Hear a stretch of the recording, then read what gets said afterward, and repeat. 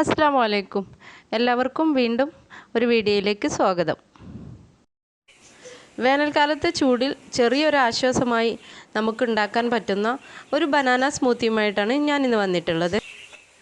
ബനാനയ്ക്ക് വില കുറഞ്ഞ ഈ സമയത്ത് ഏത് സാധാരണക്കാരനും ഉണ്ടാക്കാൻ പറ്റുന്ന രീതിയിലാണ് ഞാൻ ഈ സ്മൂത്തി റെഡിയാക്കുന്നത്.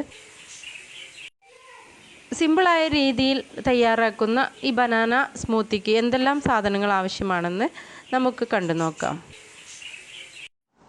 ഏലക്കായ, നേന്ത്രപ്പഴം, ബദാം, അണ്ടിപ്പരിപ്പ്,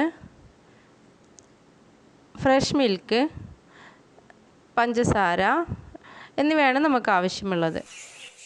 നേന്ത്രപ്പഴം തൊലി കളഞ്ഞ് നുറുക്കി വെള്ളം ഒഴിച്ച് 1/4 കപ്പ് പഞ്ചസാരയാണ് ഞാൻ ചേർത്തിട്ടുള്ളത്. നിങ്ങളുടെ ക്വാണ്ടിറ്റിക്ക് അനുസരിച്ച് നിങ്ങൾ ചേർത്തെടുക്കുക.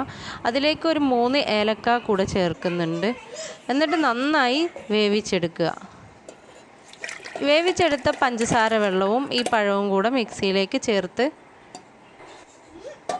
അതിലേക്ക് ഫ്രഷ് മിൽക്കും കൂടെ ചേർത്ത് കൊടുത്ത് നന്നായി അരച്ചെടുക്കുക.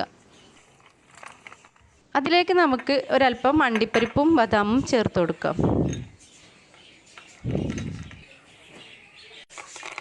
അരച്ച് വെച്ച ബനാനയിലേക്ക് നമുക്ക് ബദാമും അണ്ടിപ്പരിപ്പും ഇട്ട് 1-2 പ്രാവശ്യം ഒന്ന് കറക്കിയെടുക്കാം.